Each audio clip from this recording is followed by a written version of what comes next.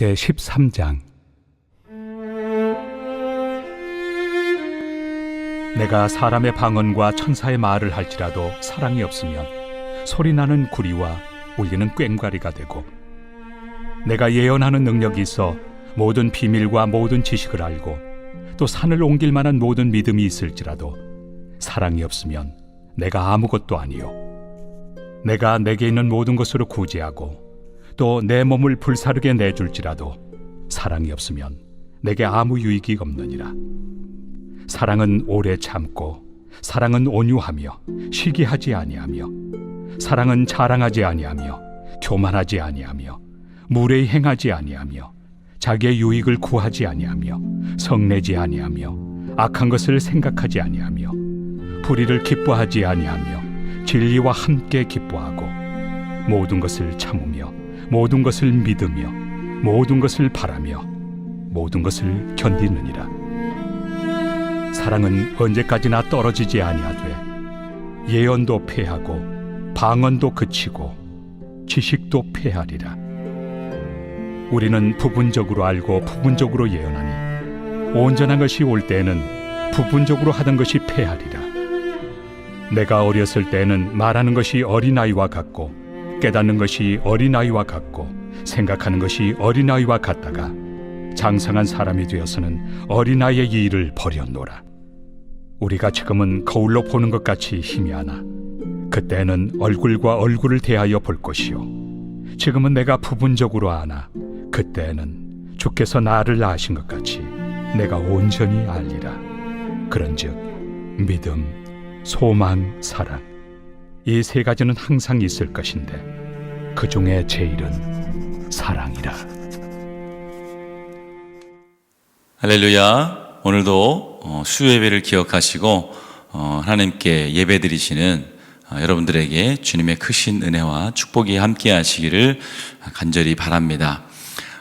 담임 목사님을 포함해서 모든 교역자들이 내년도 사역을 준비하면서 리트릿을 떠났습니다. 그래서 오늘은 온라인으로 수요예배를 드리게 되었어요. 우리 교육자들과 또 담임 목사님 안전하게 잘 돌아오실 수 있도록 여러분 계속해서 기도해 주시기를 바라겠습니다. 오늘 본문의 말씀은 우리가 사랑장애라고 잘 알려져 있는 바울의 고백을 담은 그러한 성경입니다. 우리가 지난 12장 말씀을 통해서 이제 성령께서 원하시는 대로 각자에게 주신 은사를 서로 비교하지 말고 그것을 잘 사용하여서 하나님 나라의 복음 전파 또 교회 성장을 위해서 유익하게 잘 사용하라고 바울이 말을 했습니다. 그리고는 12장 이제 끝절에서 바울은 이렇게 말합니다. 31절 말씀을 보면 너희는 더욱 큰 은사를 사모하라. 내가 또한 가장 좋은 길을 너희에게 보이리라.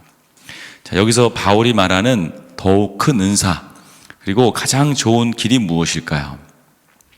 오늘 본문에서 읽었던 것처럼 그것이 바로 사랑입니다. 고린도전서 13장은 말씀드렸듯이 사랑장으로 잘 알려지면서 예전부터 수많은 그리스도인들에게 정말로 그야말로 사랑받고 또 시로서 또 찬양으로서 많이 불려지고 또 은혜를 주었던 그런 구절입니다. 어떤 이들은 바울의 편지들 중에서 가장 위대하고 또 가장 강력하고 가장 깊이 있는 말씀이 바로 이 고린도전서 13장의 사랑장이라고 말을 하는 사람이 있을 정도입니다.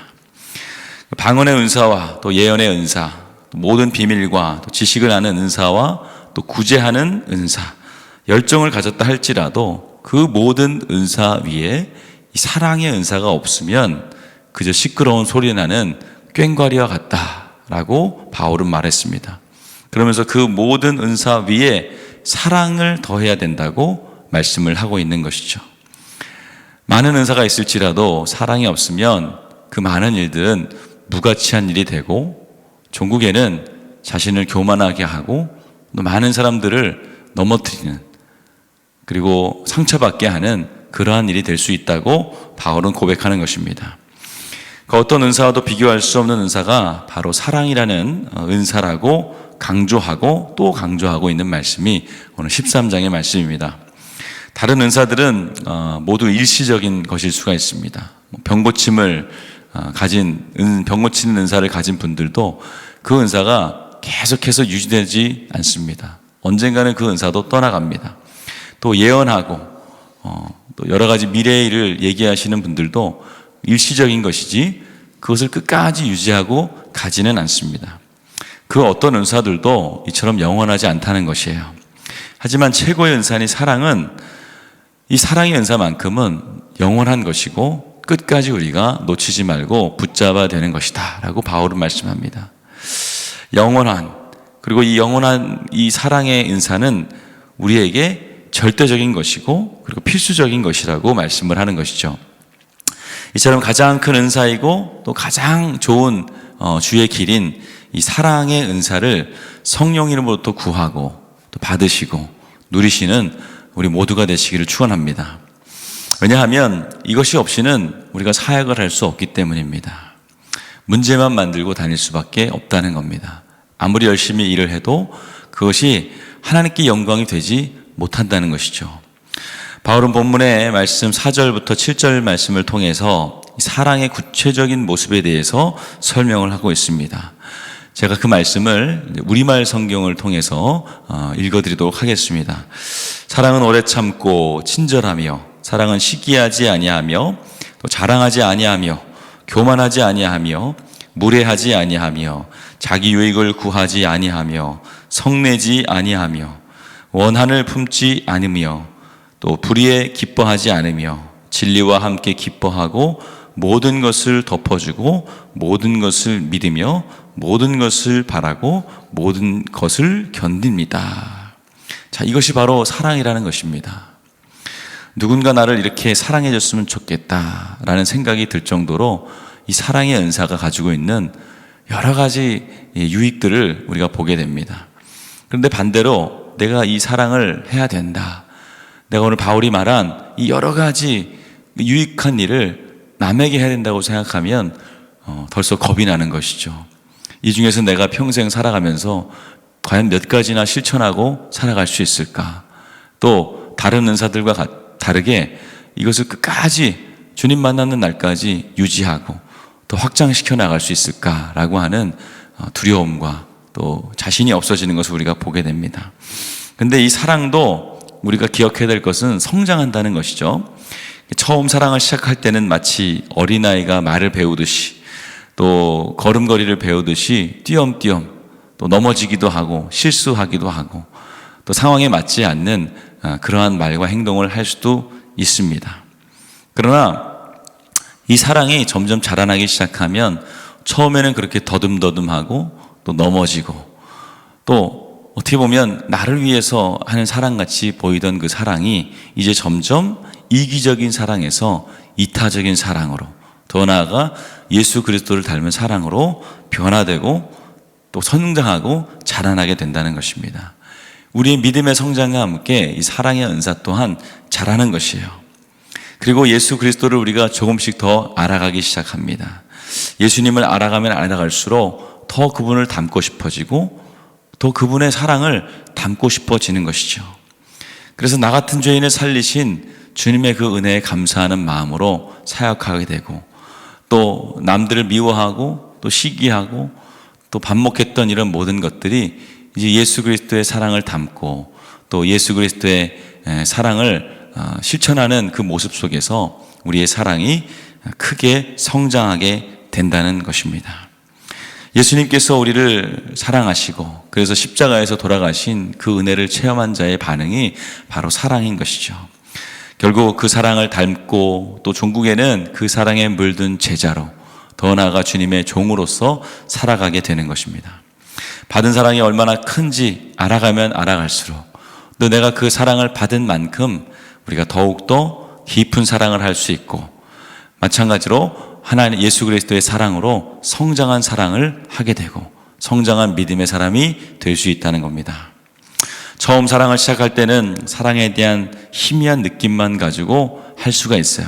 그러나 주님을 깊이 알고 또 얼굴과 얼굴을 맞대어 보듯이 나중에는 우리의 사랑의 깊이와 크기와 넓이가 바울을 뛰어넘는 그래서 예수 그리스도와 그 사랑에 우리가 물들어서 작은 예수가 되는 그러한 것까지 우리가 소망하면서 사랑을 실천해야 되겠습니다. 우리가 철없는 시절에는 부모의 사랑을 깨닫지 못하죠. 또 부모의 사랑을 나를 속박하고 나를 인정해주지 않는 구속하는 반응이다라고 생각할 수가 있습니다. 오해하게 된다는 것이죠. 그러나 점점 우리가 자라나고 또 결혼하고 아이를 낳고 키워보다 보면 그 사랑의 깊이와 넓이를 비로소 깨닫게 됩니다. 그리고 이제 자녀들이 다 성장하여서 자신의 결실을 떠나게 되면 그때 비로소 지금의 부모의 마음을 충분히 이해하게 되고 진정한 부모의 사랑을 깨닫고 그리고 진심 어린 감사의 마음을 갖게 되는 것도 이와 마찬가지라는 것입니다.